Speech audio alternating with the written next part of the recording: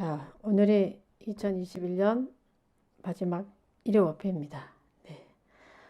아유, 어느새 2021년이 벌써 저물어 가고 있어요.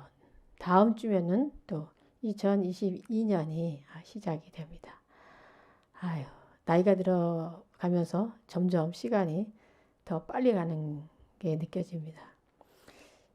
이런 시간 속에서 여러분들이 이 금강경 공부를 한다는 건 굉장히 멋진 일이고 아주 의미 있는 일입니다.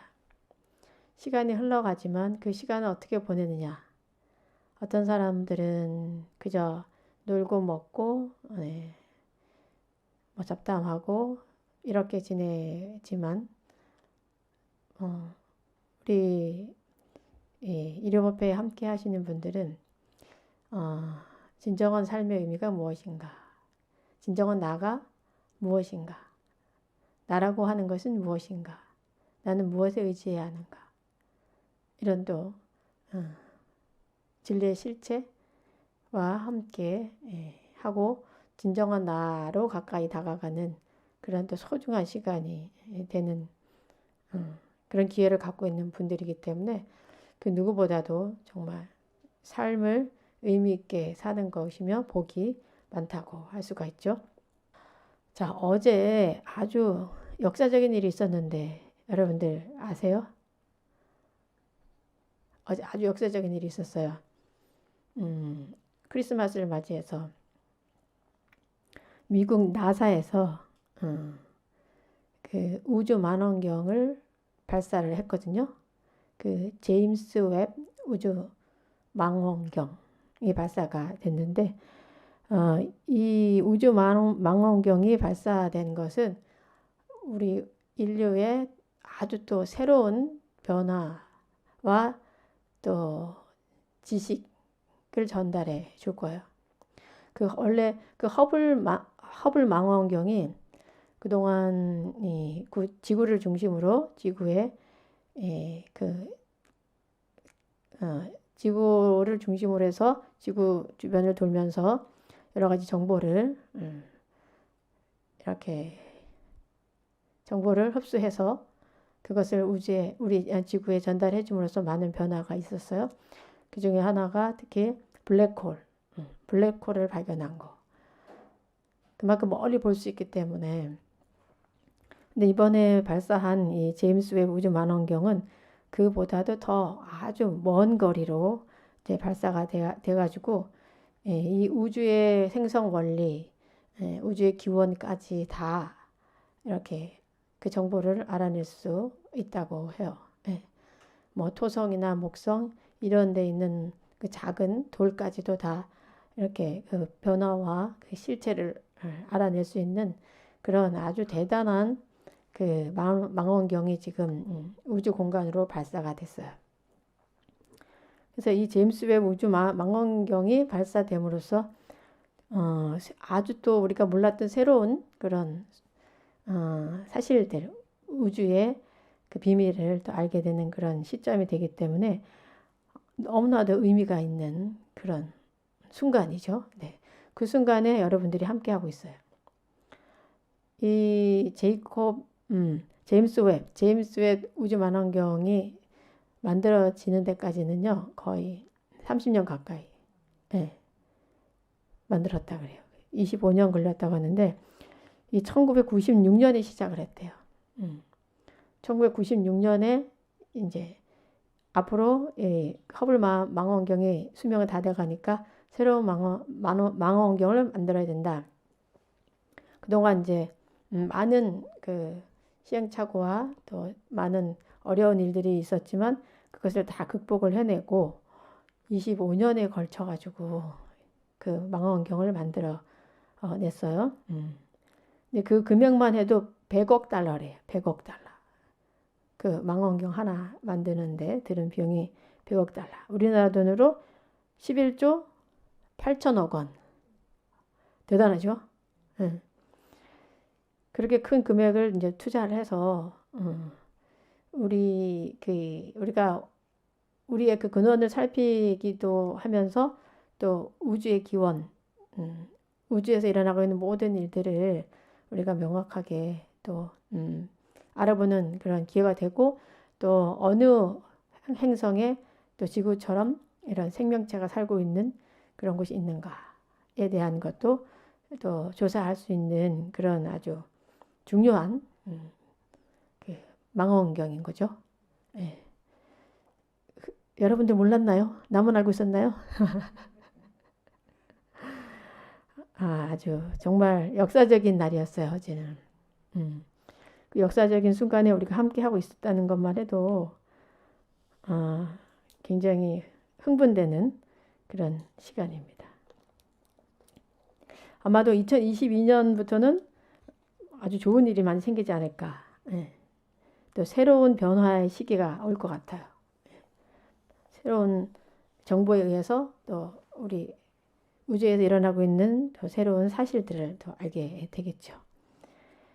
자, 오늘 금강경 마지막 시간이에요. 와, 528쪽 32분 함께 읽고 살펴보도록 하겠습니다. 자, 528쪽 관념을 떠난 교활. 수보리에 어떤 사람이 한량없는 아승기 3개에 칠보를 가득 채워 보시한다고 하자. 또 보살의 마음을 낸 어떤 선남자 선녀인이 이 경을 지니되 사국에만이라도 받아 지니고 읽고 외워 다른 사람을 위해 연설해 준다고 하자. 그러면 이 복이 저 복보다 더 뛰어나다. 어떻게 남을 위해 설명해 줄 것인가? 설명해 준다는 관념에 집착하지 말고 흔들림 없이 설명해야 한다. 왜냐하면 일체 모든 유의법은 꿈, 헛개비, 물거품, 그림자, 이슬, 번개 같으니 이렇게 관찰할지니라. 부처님께서 이 경을 다 설하시고 나니 수보리 장로와 비구 비구니 우바세 우바이와 모든 세상의 천신 인간 아수라들이 부처님의 말씀을 듣고 매우 기뻐하며 믿고 받들어 행하였다. 네, 이렇게 해서 이제 금강경이 이제 끝나게 되는데요. 오늘은 그 마지막 개송에 대해서 여러분들과 살펴보도록 하겠습니다. 자, 일체 모든 유의법은 일체 유의법 여몽한 포영 여로 여겨전 응장여시간 이 부분이에요. 이 마지막 개송이라는 거예요. 마지막을 이렇게 지금 장식을 하고 계시는데, 자, 유의법이 무엇이냐? 유의법. 자, 유의법 하면 우리가 좀 이해가 좀 안 될 수가 있어요. 유의법이 뭘까? 이 유의라는 말은 원래 조작이란 뜻이에요. 조작, 위작, 조작, 만들어진 것, 조작된 것. 그래서 이제 영어로는 created, formed, conditioned 이렇게 해요. 영어로 이해를 하면 좀 더 쉬울 수가 있어요. 그래서 이 유의라는 것은 인연으로 말미암아서 조작된 모든 현상을 가리킨다고 보면은 바른 이해가 되겠죠.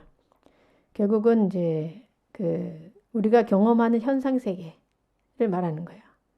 그래서 이 유의법이라는 것은 인연의 화합에 의해 만들어진 생성과 소멸의 현상 세계의 모든 개별 존재라고 볼 수가 있어요. 자, 영어로 보면은 conditioned existence예요. conditioned existence. 조건 지어진 인연에 의해서 만들어진 존재, existent. 이렇게 여러분들이 이해를 하시면 되는데, 이 세상의 모든 것은 유의법이죠. 또 만들어진 거죠. 이 마이크도 만들어진 거고, 컵도 만들어진 거예요. 모든 게 만들어진 거예요. 사람은 어때요?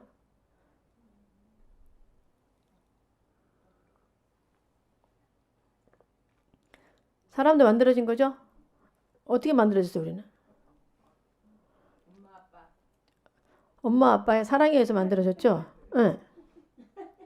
어디서 왔어? 어디서 왔냐? 너는 어디서 왔냐? 일단 육신으로 본다면 어디서 왔냐? 그러면 엄마 뱃속에서 왔잖아. 응. 엄마 뱃속에 올 때는 어떻게 왔어요? 엄마, 아빠의 사랑에 의해서 원래 정자와 난자가 만나기 전에 우리는 없었어요.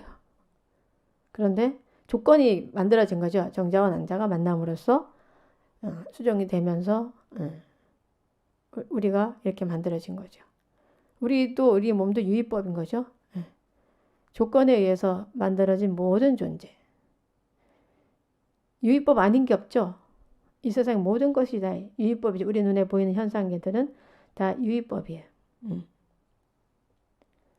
그 유의법이 일체 유의법은 모두 꿈 같고 헛기비 같고 물거품 같다. 그림자 같다. 이렇게 관해야 되는 거죠. 결국은 이렇게 관하라는 거예요. 모든 유의법은. 그것이 꼭 이 육체적인 그 것이라던가 존재 그 자체뿐만 아니라 그 색성형 미촉법 또한 그 또한 다 유의법인 거죠. 보이는 것 눈이 있고 형체가 있기 때문에 만나서 빨간색이구나 라고 아는 거. 소리가 있기 때문에 소리를 듣는 거고 소리와 내가 만나기 때문에 나의 육군이 만나기 때문에 되는 거고 그 향기도 마찬가지고 다 모든 것들이. 그런데 이제 그 우리의 감정조차 우리의 마음 우리가 생각하는 마음조차 다 유의법에 해당되는 거죠. 내가 화가 났다. 화라는 게 처음부터 생겨 있던 건 아니죠. 저 사람이 나를 안 좋게 얘기했다. 그러니까 화가 나서 화가 나. 그죠? 인연법인 거죠. 그 사람이 나를 만약에 좋게 얘기했다. 날 막 칭찬했어. 그러면 기분이 또 좋아져. 좋은 감정조차 이것도 다 유의법인 거죠. 조건 지어진 것인 거야. 모든 것이. 그래서 일체 유의법은 모든 것들은 다 꿈 같고 헛개비 같고 물거품 같은 거죠. 근데 우리는 그것이 실체한다고 생각하고 거기에 매여서 괴로워하고 있습니다. 그 부처님께서 이 금강경을 마무리하시면서 마지막으로 우리에게 해주고 계신 이 개송이 일체유의법 여무한포영 여로여겨전 응장여시가. 여러분들이 자꾸 이렇게 관해야 돼요. 모든 것이 다 허망한 것이다. 있다가 사라지는 거다. 화가 막 나 있다가도 화가 이렇게 있는 것 같지만 그 실체를 다 보려고 노력을 해야 되겠죠. 내가 왜 화가 났지? 저 사람이 나를 비난했어. 나 못생겼다 했어. 못생겼다 하기 전에 난 어땠지? 고요한 마음이었지. 이 상황은 물거품과 같은 거야. 한번 생겼다가 그냥 사라지는 것 같은 거야. 이렇게 관하라고 부처님께서 말씀을 해주고 계셔요. 그래서 이제 이 개송이 그 금강경에 나오는 사구계 중에 마지막 네 번째 사구계가 돼요. 그만큼 중요한 거라는 거죠. 우리가 살아가는 삶 속에서 보면 우리는 그 현상에 속아요. 현상에 속는 것도 보면은 자기 그 속을 때 보면 속일 때 연결되는 게 자기 업이에요. 업. 나의 업이 거기 끼어가지고 내가 속아요. 나더러 누가 작업님 너무 잘생겼어요. 그렇게 했는데 기분이 나빠. 그렇다면 나는 그런 어떤 업을 가지고 있냐? 누군가 나의 외모에 대해서 언급을 하면 아주 싫은 이런 업이 있는 거지. 그 전에. 정말 어떤 그런 사람이 있더라고요. 얼굴 너무 예쁘게 생겼어. 너무너무 예뻐가지고 얼굴이 너무너무 아름다우세요. 그러니까 얼굴이 안 좋아지는 거예요. 그렇게 말하지 말라고. 자기는 외모에 대해서 말하는 게 아주 싫다고. 거기에 이제 또 자기의 그 살아온 업이 들어가면서 새로운 또 감정들이 이렇게 생기는 거죠. 그래서 우리가 현상계에 속고 있다는 거죠. 현상계. 누가 어떤 말을 했느냐, 어떤 상황이 어떠냐, 그런 거에 의해서 그것의 실체를 보지 못하고 그냥 그 모습 그대로 받아들이는데 그게 그냥 팩트면 좋은데 그 모습 그대로면 좋은데 거기다가 내 업이 들어가면서 그 현상계를 있는 모습 그대로 안 보고 고통의 원인을 만들게 된다는 거죠. 네. 그래서 이 실체를 보려고 노력을 해야 돼요. 여러분들이. 뭐 여자분들은 그런 경우가 있잖아요. 고민이 많을 때 우리 남편이 나를 사랑하지 않는 것 같아요. 이렇게. 그 왜 사랑하지 않느냐? 그 남편에게 물어보면 그걸 말해야 하나? 이렇게 한단 말이죠. 그러니까 이게 현상은 뭐야? 우리 남편이 나에게 사랑한다 말을 안 한다. 하지 않는다. 말을 하지 않는다는 거에 매여 있는 거죠. 어떻게 보면은 집착이기도 하죠. 사랑한다는 말을 들어야 된다. 사랑한다는 말을 하지 않으면 그건 사랑하는 게 아니다. 그죠? 이렇게 우리가 그 현상에 매여가지고 고통을 만들고 있습니다. 그렇다면 어떻게 봐야 되냐? 그 현상 이전의 자리를 봐야 되는 거죠. 그 이전의 자리. 현상이 일어나기 그 이전의 자리. 부부가 결혼할 때는 다 사랑해서 결혼하잖아요. 그죠? 그러면 원래 그 사랑했던 그 마음, 나한테 말을 하지 않아도 원래 우리 남편 나를 사랑하지 하고 그런 어떤 믿음을 갖고 있으면 사랑한다고 말을 하지 않아도 그냥 행복한 거죠. 그래서 이 화엄경에서도 보면 아주 특히 현수품에서 믿음의 중요성을 많이 이야기하고 있어요. 믿음에서부터 모든 것이 시작된다. 예. 그 믿음이 우리 남편은 나를 사랑해 라는 믿음도 좋고 모든 사람들은 내가 다 잘 되기를 바래 이런 믿음도 참 좋고 그죠? 모든 사람들이 상대가 다 잘 되기를 원하지 망치기를 원하는 사람은 없을 거예요. 쟤 망해라 이런 사람은 없을 거예요. 예. 그런 사람이 있을지도 모르겠지만 근본적으로는 다 잘 되기를 바라지. 상대가 행복하길 바라지 상대가 불행하기를 바라는 사람은 없어요. 근데 사람들이 그걸 잘 몰라요.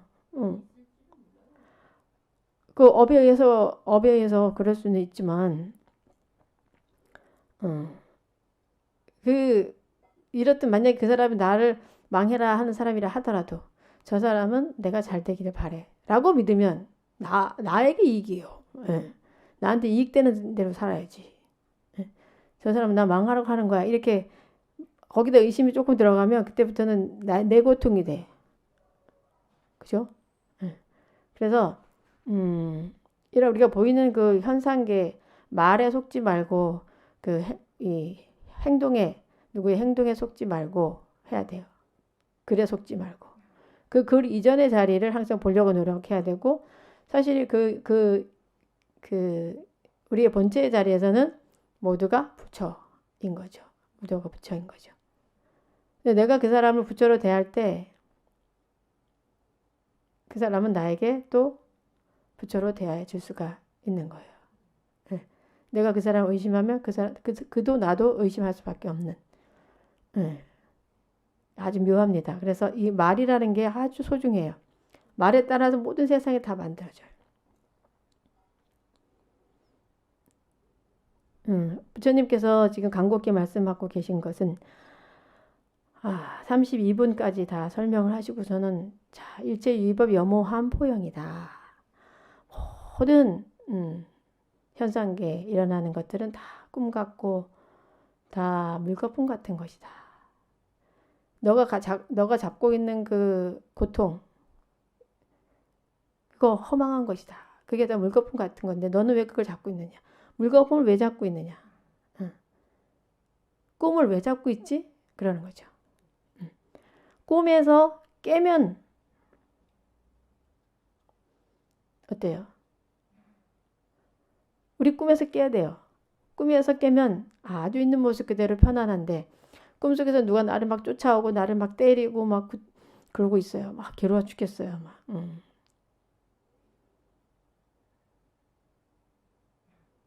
꿈속에 살고 있는 거죠. 꿈속에 허망하게 내 속에 그 꿈이라는 게 우리가 자는 그런 꿈 꿈이지만 지금 여러분들 꿈속에 살고 있는 거야. 환상 속에 살고 있는 거지. 저 사람은 나를 좋아해, 나를 미워해, 막 이렇게. 예. 꿈을 깨야 되는 거죠. 꿈을 깨라. 눈을 떠라. 눈만 뜨면 된다. 눈을 뜨려면 이렇게 해야 된다는 거예요. 부처님이. 일체유의법 여몽한포의 여루 영여전이다. 그렇게 너가 바라본다면 너가 지금 느끼는 현상계가 다 꿈같음을 환상, 신기루 우리가 사막에 가면은 오아시스가 눈에 이렇게 탁 생긴 것처럼 있는 것처럼 막 환영으로 보일 수도 있고 봄에 보면은 아지랑이가 이렇게 막 아른아른거리는 게 실제 하는 것처럼 보이지만 실제 하지는 사실 않잖아요. 그와 같이 여러분이 생각하는 어떤 슬픔과 분노, 원망 이런 것들이 실제 하는 것이 아니라 잠시 이렇게 생긴 물거품 같은 거라는 거죠. 그걸 그렇게 바라봐라. 그렇게 하면 너가 어떻게 된다? 고요해진다. 평화로워진다. 그것이 실제 한다고 우리는 생각을 하고 있기 때문에 괴로운 거죠. 결국은 이 금강경도 우리가 정말 행복하게 살 수 있는 그 방법을 제시를 하고 계신 거예요. 얼마나 많은 사람들이 괴롭게 살고 있어요. 남을 원망하면서 남을 미워하면서 그죠? 막 두려워하면서 하지만 모든 그런 것들이 다 허망한 것이다. 너가 느끼는 그런 감정들, 원망들 이것은 실체하는 것이 아니다. 한번 생겼다가 사라지는 물거품 같은 것이다. 그래서 그 근본 자리를 보려고 노력을 해야 된다. 말씀을 계속하고 계신 거예요. 그래서 여기에 비유를 보면은 6가지 비유를 하셨어요. 6가지. 일체유의법, 여몽한포의 여러 영여전 이렇게 해가지고 유의법은 모두 다 이렇게 6가지와 같다. 이것을 이제 금강경의 육류 6가지 비유라고 해서 아주 유명한 구절이죠.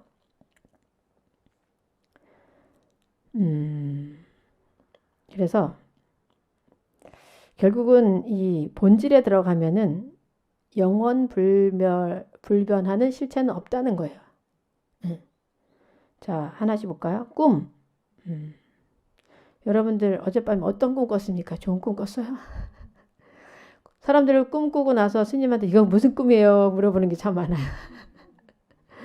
꿈은 해석하는 자의 몫이에요.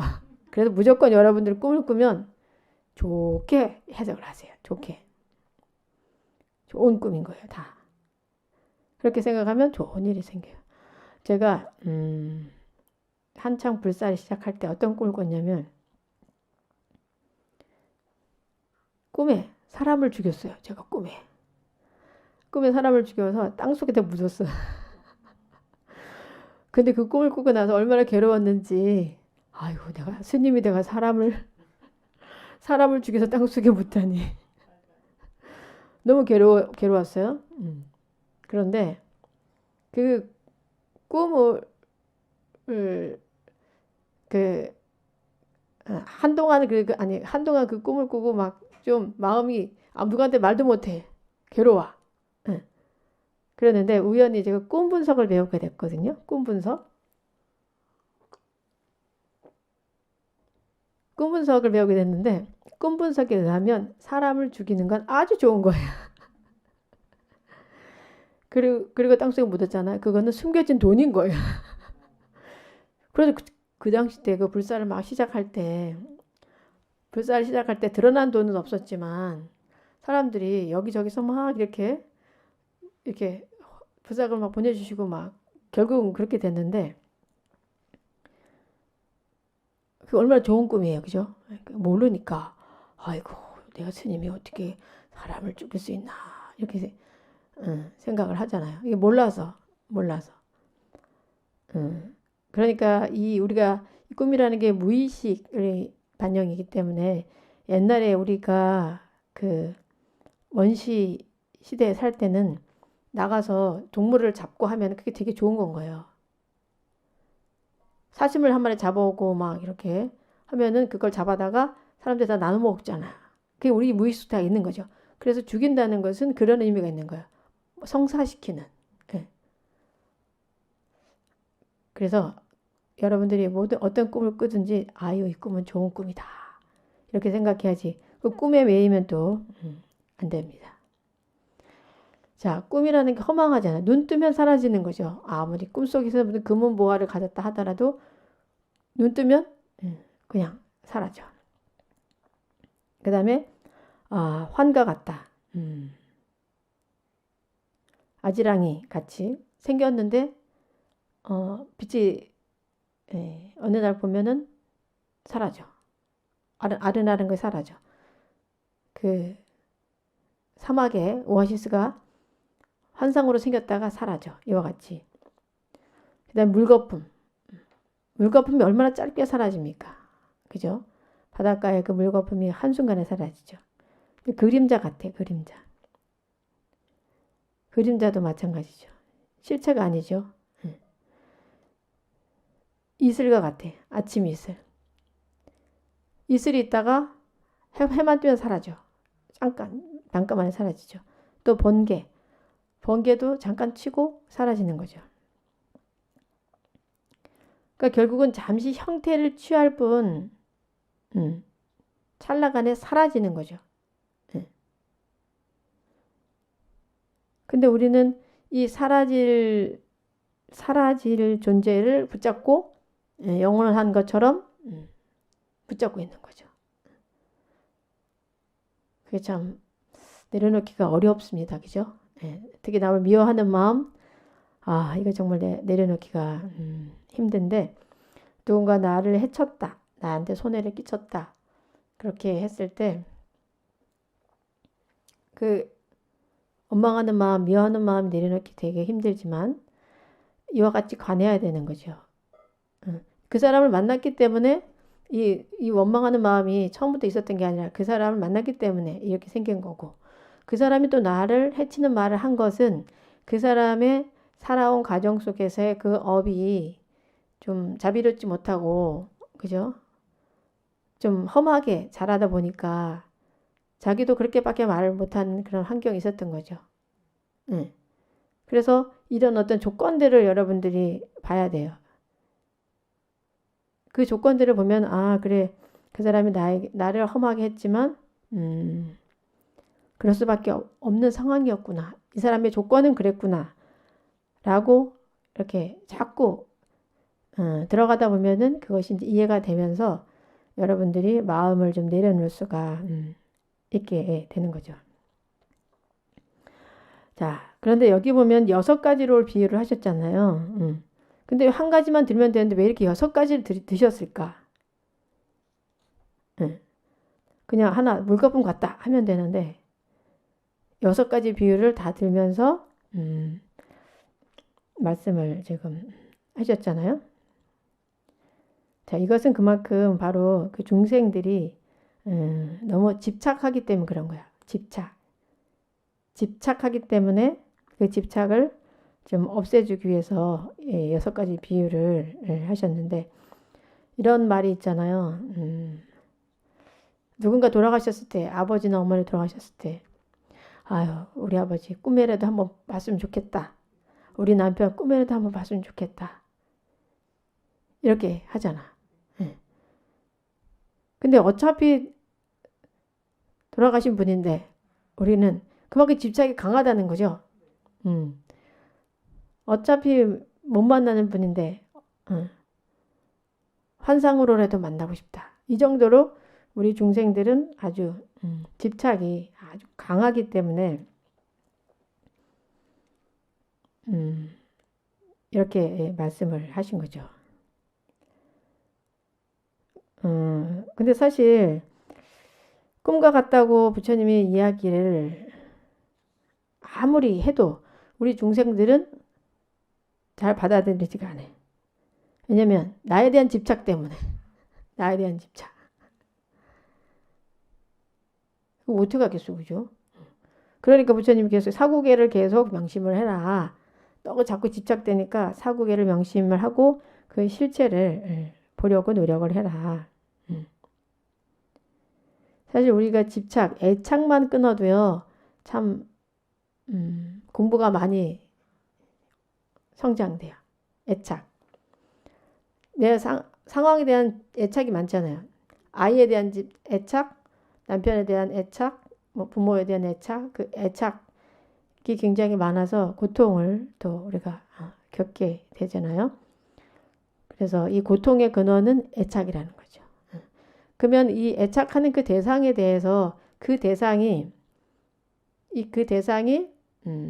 꿈과 같고 환과 같고 그림자 같고 물거품 같고 이슬 같고 번개와 같다는 것을 자꾸 우리가 알아차려야 그 애착을 내려놓을 수가 있는 거예요. 아이들을 보면은 그 있잖아요. 물방울 놀이 이런 거 이렇게 시키면 아이들이 물방울을 막 잡으려고 막 다니죠. 그 잡을 수 있는 거예요? 못 잡는 건데 막 잡고 싶어서 저도 어렸을 때 막 그랬던 기억이 나요. 물방울 와 저거 너무 예쁘다. 저거 꼭 잡고 싶다. 잡으려고 이리 뛰고 저리 뛰고 하고 있죠. 네, 그것이 바로 이제 우리 중생들의 그런 모습이에요.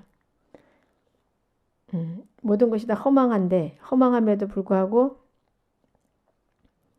그것을 가지려고 소유하려고 사람을 소유하려고 물건을 소유하려고 또 그 사람을 내 마음대로 이렇게 만들려고 하는 그런 애착을 가지고 있어요. 그래서 부처님께서 자, 다 허망한 거야. 다 실체가 없는 거야. 실체가 없는 자리를 봐라.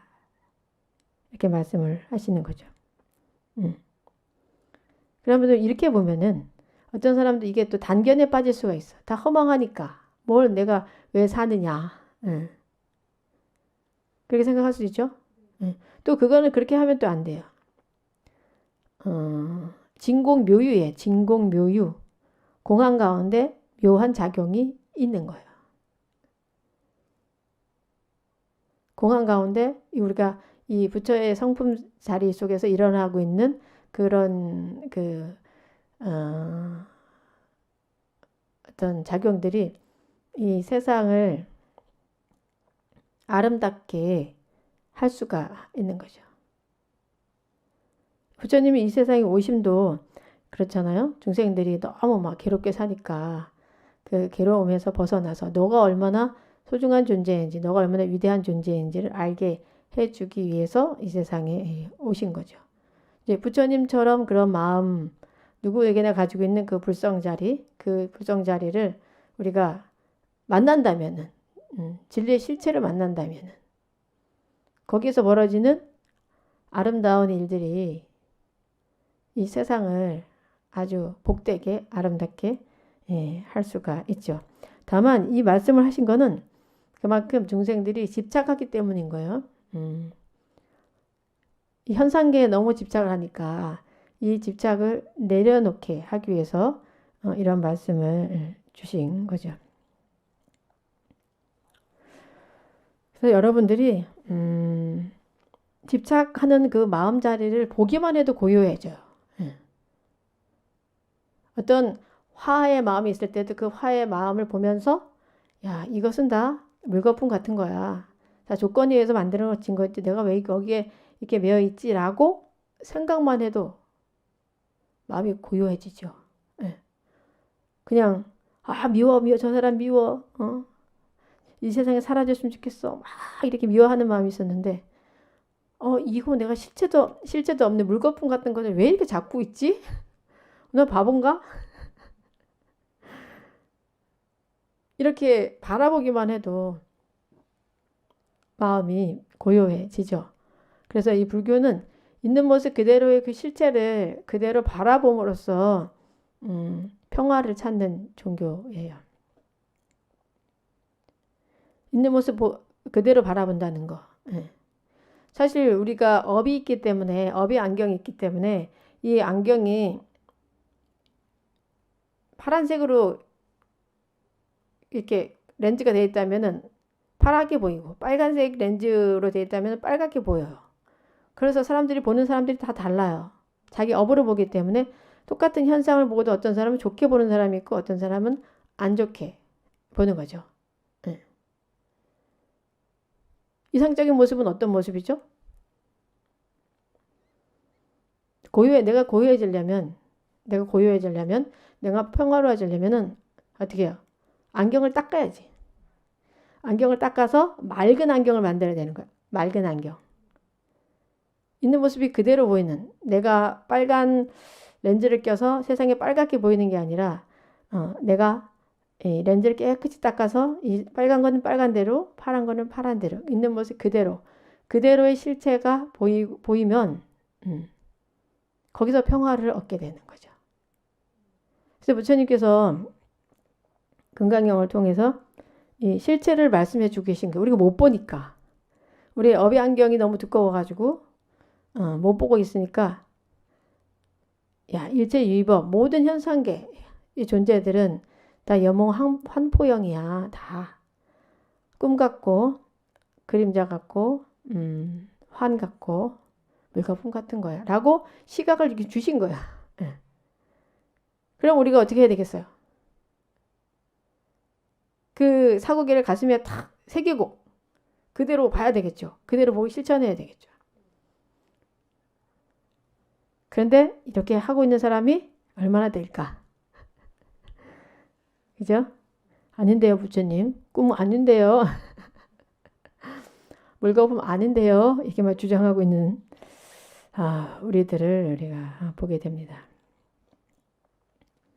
그래서 이 고요해져야지, 마음이 고요해져야지 이 모든 존재들이 있는 모습 그대로의 모습을 볼 수 있어야지 우리가 정지견을 가지고 있다고 볼 수가 있는 거죠.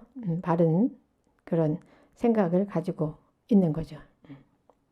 그래서 이 정지견을 끌어내기 위해서 이 금강경에서는 특히 이 현실적인 것을 부정을 해요.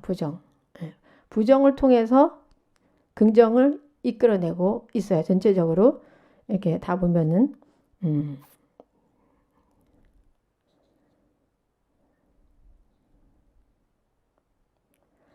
그래서 결국은 우리가 자유로워져야지 되는 거죠.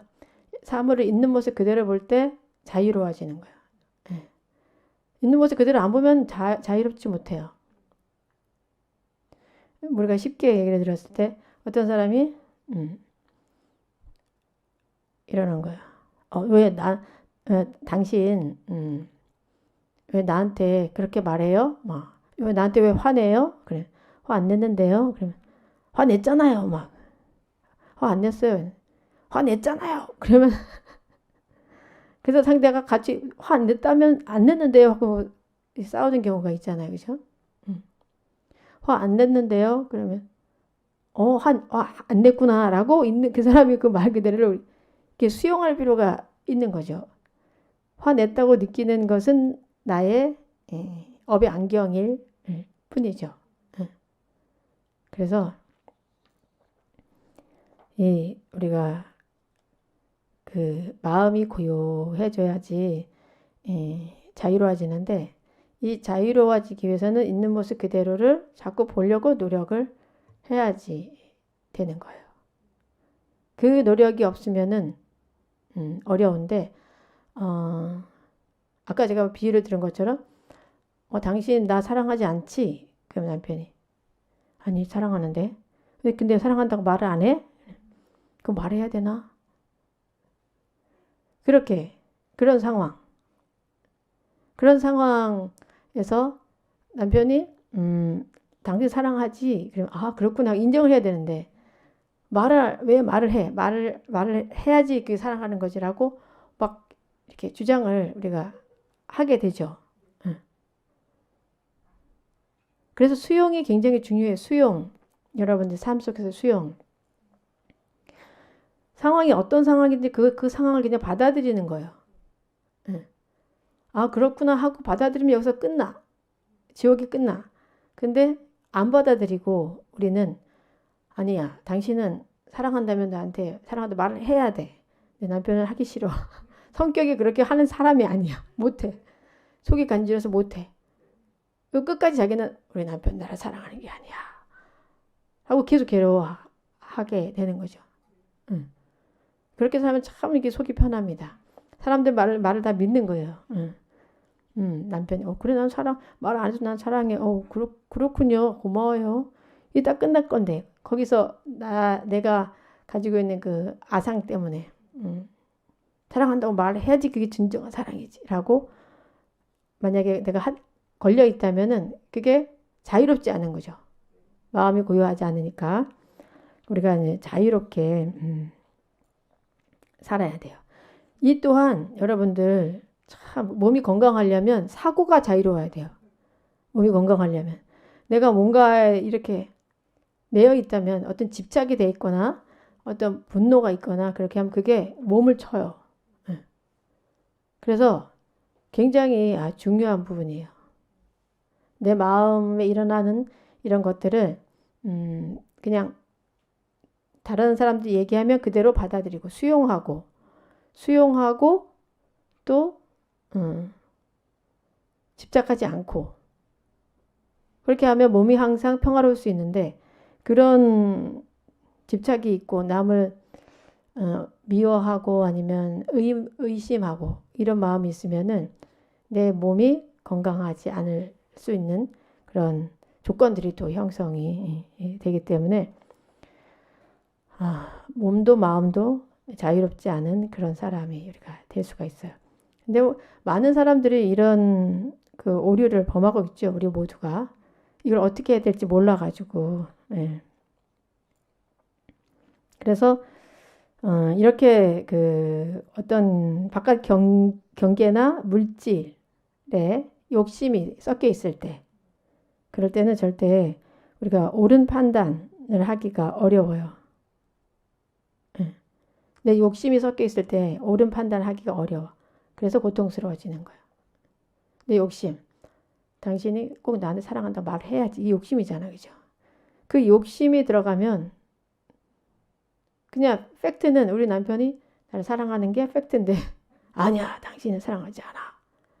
네. 그래서 욕심을 내려놔야 되는 거죠. 그래서 스스로가 스스로를 학대하게 되는 거야. 스스로를 불안하게 만들고 결국은 이제 불교에서 탐진치를 내려놔라 이런 말이 나오죠. 탐진치를 내려놓음으로써 자유로워지고 있는 모습 그대로를 또 볼 수 있는 그런 마음을 갖게 되는 거죠.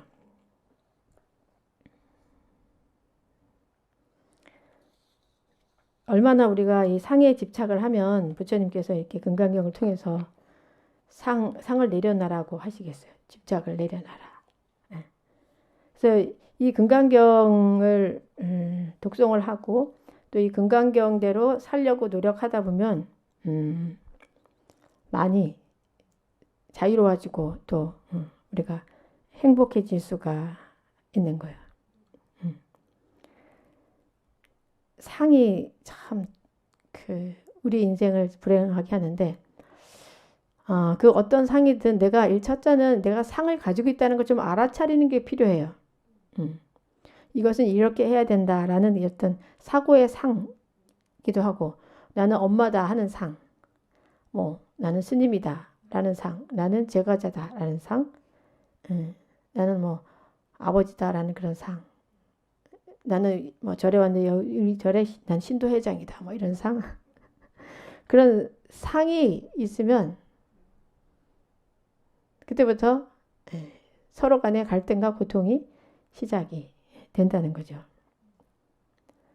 그래서 이 상이 올라올 때마다 금강반야바람이 이렇게 한번 해보세요. 이 말만 해도 상이 올라올 때마다 그것만 해도 그 금강반야바람일 경에 그 에너지에 의해서 좀 마음이 이렇게 가라앉을 수 있어요. 그러니까 여러분들이 이 일요법회를 통해서 이 말씀을 계속 들어왔잖아요. 그래서 무의식에 그게 꽂혀 있어. 아, 모든 것은 다 허망한 것이다. 나의 상 때문에 모든 것이 이렇게 힘들게 이루어지고 있다. 라는 것을 무의식적으로 알기 때문에 여러분들이 금강반야 바람일 막 괴로울 때 금강반야 바람일 이렇게만 해도 마음이 아주 편안해질 거예요. 그래서 결국은 이 금강경에서는 우리 그 삶에 있어서 제일 큰 병, 상병, 상병을 고쳐주는 가르침인 거죠. 그래서 여러분들이 이제 금강경 공부를 해가지고 그 반야지혜가 빛을 발하게 되면은 여러분들의 삶이 환해지고 세상도 환해지는 거예요. 네. 아마 이런 마음 상태가 이미 된 분들이 좀 많지 않을까 그런 생각이 들어요. 오늘이 지금 그 58회잖아, 그죠? 58시간을 우리가 이렇게 이 금강경까지 이야기해 왔어요. 1년하고도 한 3개월 정도 되는 그 시간 동안에 해왔는데 이 일요법회에 참석만 하셨어도 이 마음, 이런 어떤 마음들이 여러분들의 무의식 속에 다 이렇게 들어가 있기 때문에 어떤 그 상이 올라올 때, 어떤 고통이 생길 때 그것을 볼 수 있는 그 힘이 여러분들에게는 이미 생겨 있어요. 그래서 괴로울 때 금강반야 바라밀 한번 해보세요. 그러면 그 어떤 축적된 그 에너지 힘이 나오면서 아 그래 다 상 때문이야. 내가 이렇게 허망한 것을 왜 이렇게 집착하고 있지? 하면서 마음이 아주 편해지실 거예요. 삶을 한번 자세히 보세요. 여러분 주변의 사람들도 이렇게 보면은 괴로워하는 사람들 대부분 보면 상 때문이라는 것을 많이 알게 돼요. 우리 아이가 합격을 해야 된다는 상, 우리 아이가 취직을 좋은데 해야 된다는 상, 집은 최소 몇 평이어야 된다는 상, 또 얼굴은 어떻게 예뻐야 된다는 상,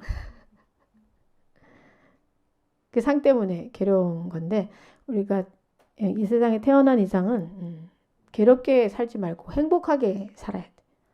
행복하려고 온 거지 괴롭게 살려고 온 건 아니거든요. 근데 여러분들이 만약에 마음이 괴롭다면은 내가 어떤 상을 가지고 있는가 바라보시고 이대로도 괜찮아. 이대로도 괜찮아 라고 마음을 한번 가져보세요. BMW가 아니라 티코다 해도 티코도 괜찮아. 티코도 굴러가. 그죠? 내 얼굴이 김태희처럼 안 생겼다 하더라도 이 정도도 괜찮아. 코도 있고 입도 있고 다 제대로 붙어 있네. 살아 있네. 그죠? 그리고 만약 아이가 취직을 못했거나 이렇게 자격증 딴다거나 이런 거 못했을 때 괜찮아. 다음에 하면 되지. 천천히 해도 되는 거야. 네. 우리 악영보살님이 지금 그래도 해야 되는데 하고 있어요. 하면은 좋지만 집착하는 마음이 있으면 사실 그게 더 이루어지지가 않아요. 서로가 집착을 잘 내려놓을 때 우리가 마음의 힘이 커져. 서로가 집착을 내려놓을 때 왜냐 우리가 집착을 내려놓고 상을 내려놓을 때 우리의 그 능력이 생기는 거거든요. 그 부처님의 능력, 우리 불성자리의 능력이 그때 나오는 거예요. 막 집착하고 있으면 안 돼. 그래서 합격도 마음을 다 내려놨을 때 공부는 열심히 하되 내려놓은 공부하는 바 없는 그 마음으로 공부를 할 때 그때 합격을 해요. 합격해야지 이렇게 해가지고는 잘 합격을 못해. 자, 그 다음에 부처님께서 이 경을 설하시고 나니 수보리 장로와 비구 비구니 우바세 우바이야 모든 세상의 천신 인간 아수라들이 부처님의 말씀을 듣고 매우 기뻐하며 믿고 받들어 행하였다. 이렇게 돼 있죠. 자, 이렇게 해서 이제 끝나는데, 이 이제 금강경이 그 부처님과 제자 수보리의 대화를 통해서 이렇게 상을 떠났을 때 우리가 정말 값진 인생을 살 수 있다라는 그 방법을 확실히 이제 열어 보이신 거잖아요. 그리고 이제 그 자리에 있던 모든 대중들이 기뻐하면서 부처님의 가르침을 받들어 행할 것을 맹세를 했어요. 여러분들 맹세합니까? 네. 이 사고계대로 살 길을 맹세를 해야 돼. 맹세하십니까? 네, 대답을 하셔야 돼. 대답을 하는 동시에 내 마음속에 법체가 형성되는 거예요. 법의 씨앗이 심어지는 거예요. 그 대답을 잘해야 돼요. 생각해보고요. 이렇게 하면 맨날 그 자리가 되는 거죠. 저도 이렇게 일체유의법 여몽한포영 여루영여정으로 살겠습니다. 마음을 딱 먹으면 어떤 상황이 생겼을 때 그것이 물거품처럼 보인다니까요. 야, 이거 물거품 같은 건데 이 감정이라는 게 다 그림자 같고 물거품 같은 건데 내가 이렇게 잡고 있구나. 아이고 참 바보네. 이렇게 내려놓을 수가 있어요. 근데 사실 여기 우리가 금강경 1분 시작할 때는 큰 비구 1250인가 함께 하셨다.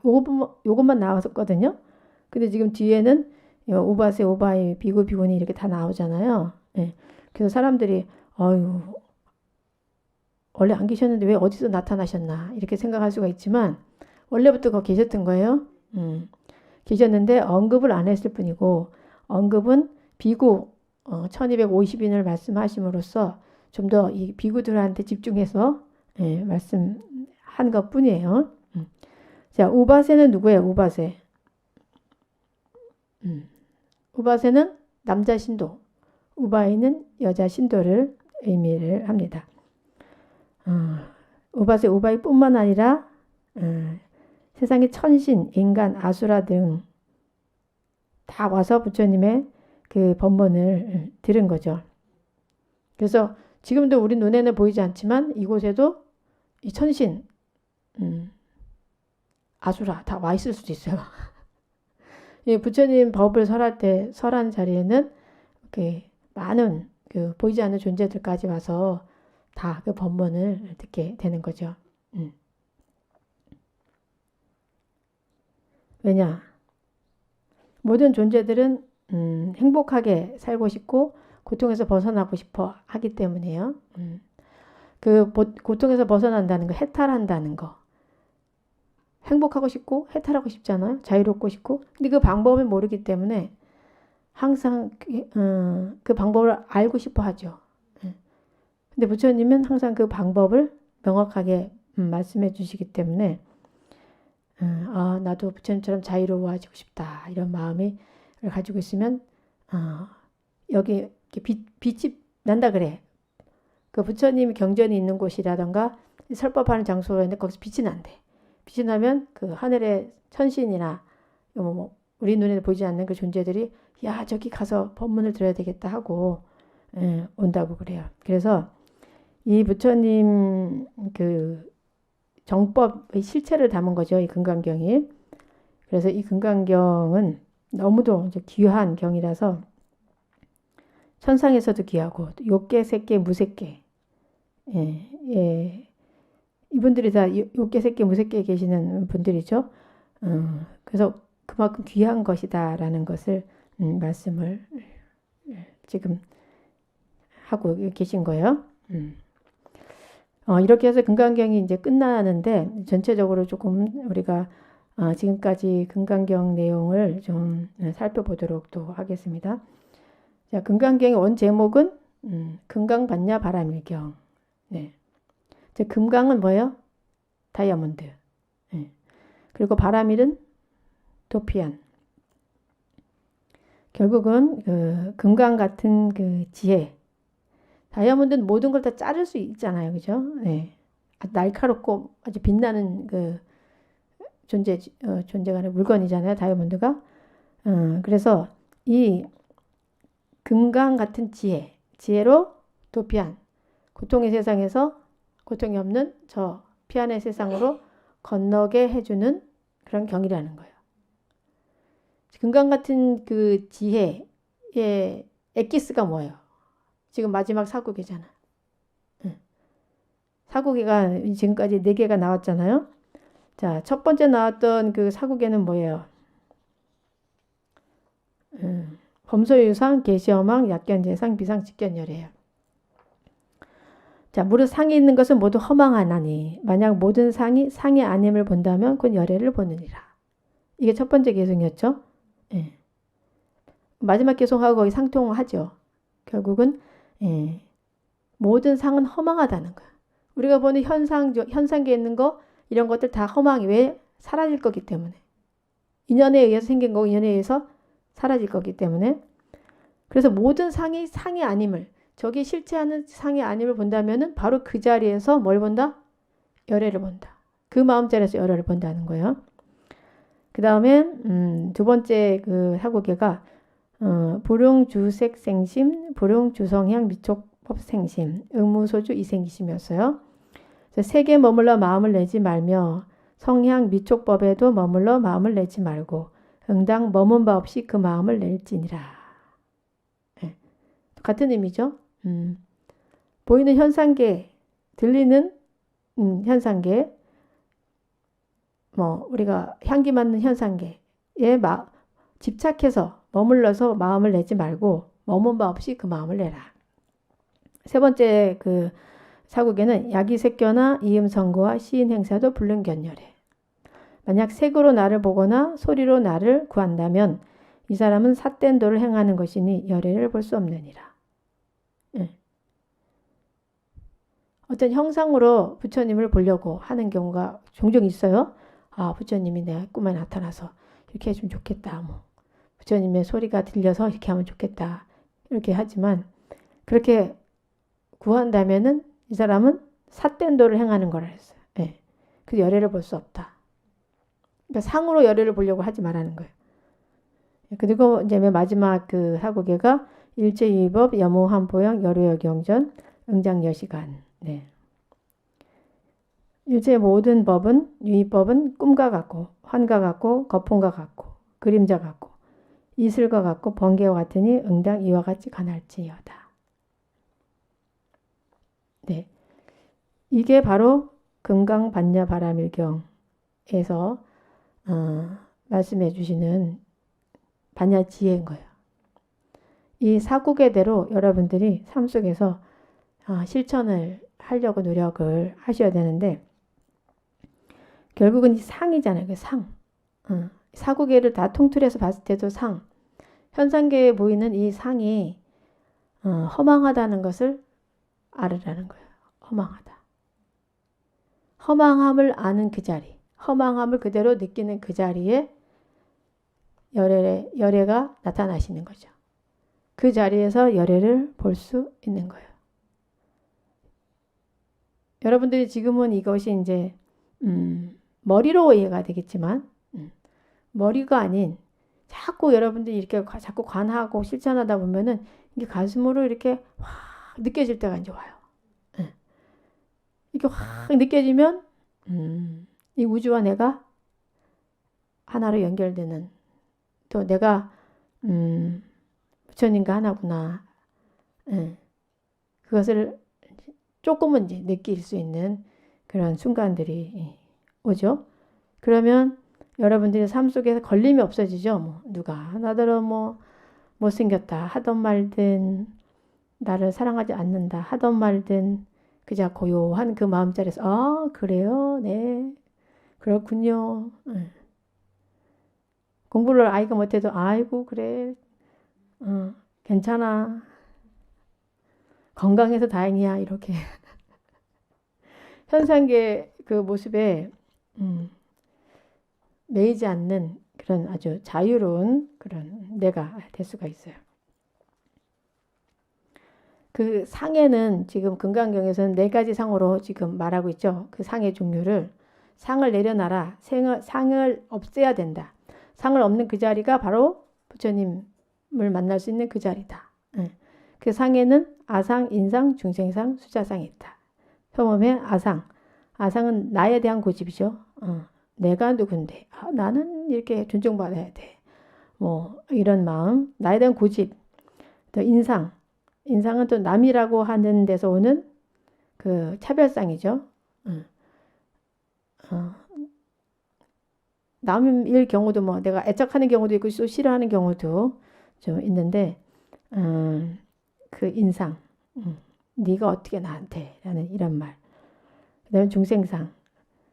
중생상은 누구나 다 부처님과 다를 바 없는데, 아, 나는 중생이니까 난 못해 라는 이런 마음. 네, 좀 많은 사람들이 그런 경우가 있죠. 뭐 이렇게 하세요. 그럼 아, 그 스님이나 하지 우리 못해요. 제가 우리가 스님인가요? 뭐 그렇게 못해요. 뭐. 근데 그거는 자 여러분들을 위해서 하라는 거지. 뭐 우리를 위해서 하라는 건 아니죠. 그런 중생상. 난 중생이야. 이런 마음. 아니야, 그렇게 하자면 나는 부처야. 이렇게 마음을 먹으면은 힘이 막 나는데 나는 중생이야. 그렇게 하면 힘이 안 나. 더, 안 좋은 쪽으로 자꾸 마음이 가죠. 그 다음에 수자상. 수자상은 이제 나이에 대한 이제 한계예요. 나는 나이가 들어서 이제 못해. 아니면 어렸을 땐, 아, 난 어리니까 못해. 뭐 이런 거. 예. 그래서 결국은 이제 이 모든 것이 금강경에서는 상병이 문제다. 예. 예, 아상, 인상, 중세상, 수자상 이 병 때문에 중생들이 괴롭게 살고 있다. 예. 그래서 병에 따라서 이제 약을 주신 거죠.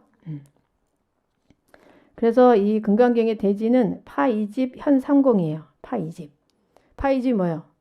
아집과 법집을 파하고 현상공 세 가지가 공함을 나타내는 건데 결국은 이제 아공, 법공, 구공 그 삼공은 아공, 법공, 구공이에요. 그 구공의 이치가 다 드러나는 이런 마음자리 이런 마음자리를 모든 사람들이 가지면 좋겠다.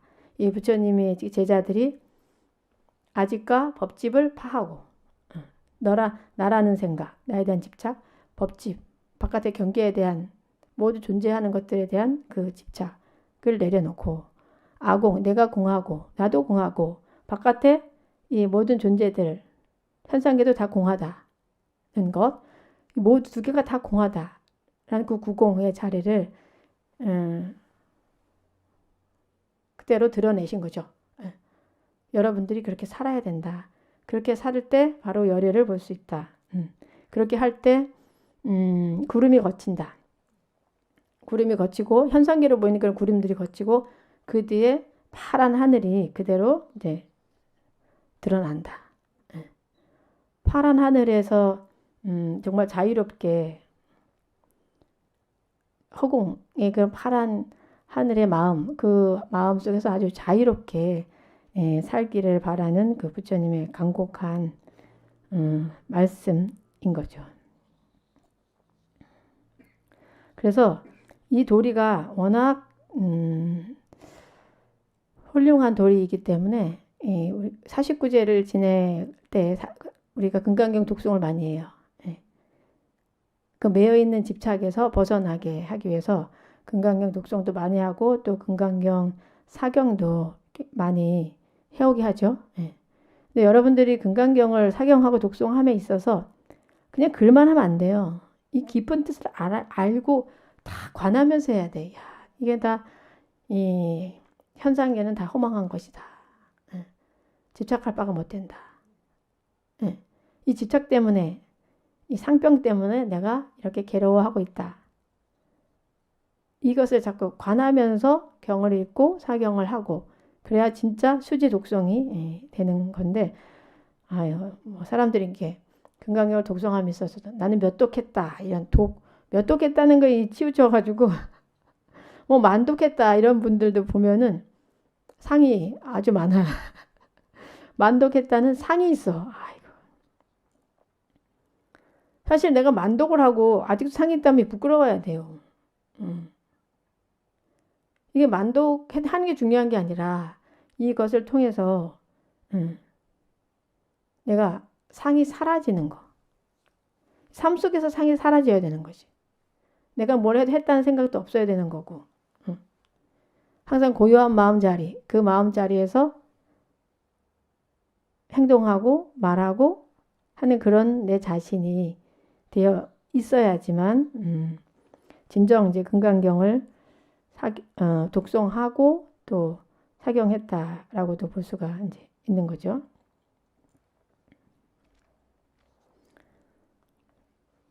그래서 결국은 이 상을 여임에 있어서 반야바라밀이다 하면은 이 반야바라밀을 어떻게 실체를 나타내냐면 금강경에서는 반야바라밀이 직비 반야바라밀이요 심형 반야바라밀이다 이런 구조로 계속 나가요.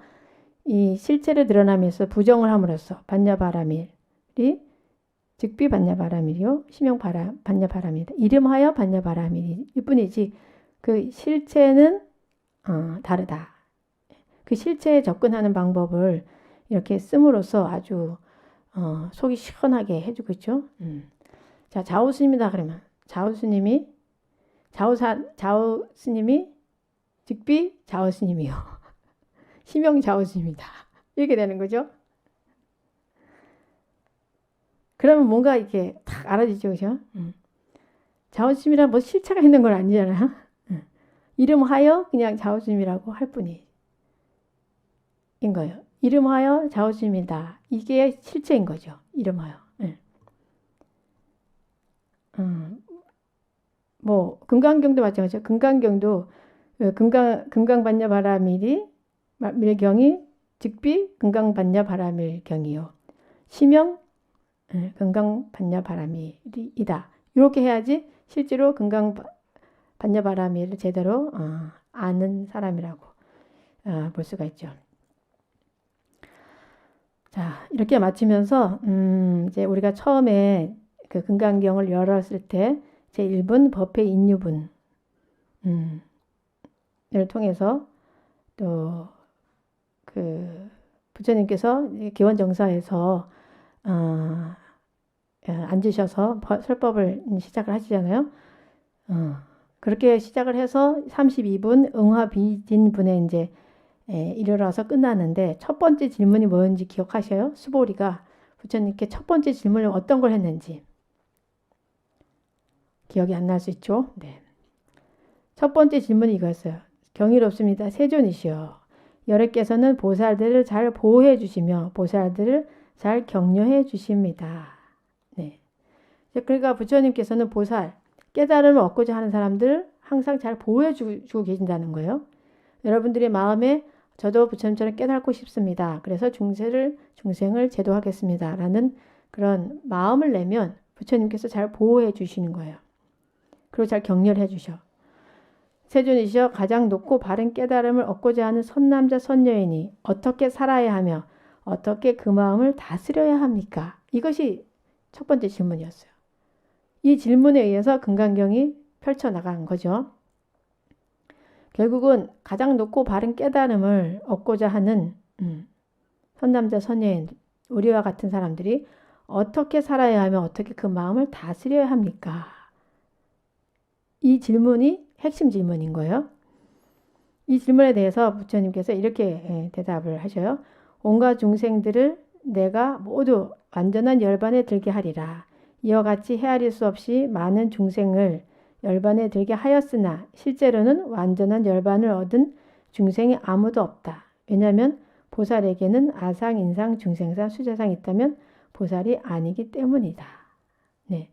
그러니까 우리가 열반의 모든 중생들을 열반에 들게 하리라 라고 서원은 세우되 실제로는 열반을 얻은 중생이 아무도 없다 라는 그런 상태가 되는 거죠. 왜냐? 상이 없기 때문에.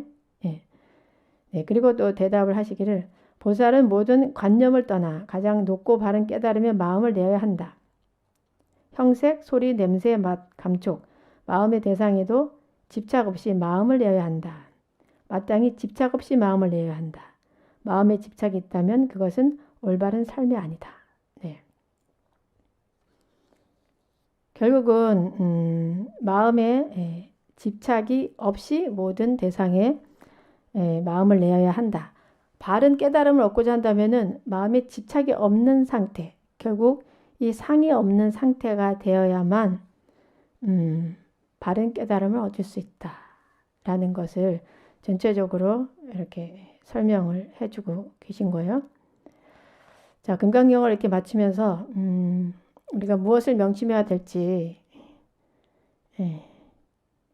스스로 좀 살펴봐야 되겠죠. 네. 바른 깨달음을 얻고자 하잖아, 우리가 모두. 바른 깨달음을 얻고자 하는데 결국은 마음에 집착이 없는 그런 상태로, 또 마음에 상이 없는 그런 상태로 우리가 모든 존재들을 접하고, 이런 일상생활 속에서도 그런 일어나는 모든 일들에 대해서 상이 없는 그 자리, 집착이 없는 그 자리로 임할 때 바로 바른 깨달음을 얻게 되고, 바른 깨달음을 얻게 되면 마음이 평화로워지고 고요해지고 진정한 행복을 얻을 수 있다는 거죠.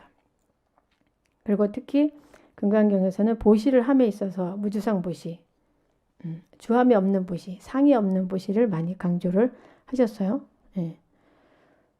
그것은 보시를 하지 말라는 게 아니라 보시를 많이 해라.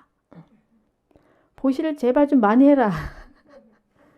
보시를 많이 하되 상이 없는 보시를 해라. 그 상이 없는 보시를 하는 그 마음 자리에 너가 완전한 깨달음을 얻을 수 있다. 이 핵심적인 길을 가르쳐 주시는 거죠. 빨리 갈 수 있는 길, 빨리 우리가 깨달음을 갈 수 있는 길은 보시를 많이 하되, 보시를 많이 하되 보시를 했다는 상이 없이 머무는 바 없는 그런 마음으로 보시를 하면 한 만큼의 깨달음을 얻을 수가 있는 거예요. 이게 참 묘해요. 저도 해보면 보시를 많이 하면 할수록, 또 상없는 보시를 하면 할수록 마음이 나도 모르게 성장이 되고 안 보이는 그 것들이 이렇게 보이는 이런 반야의 지혜를 얻어감을 느끼게 됩니다.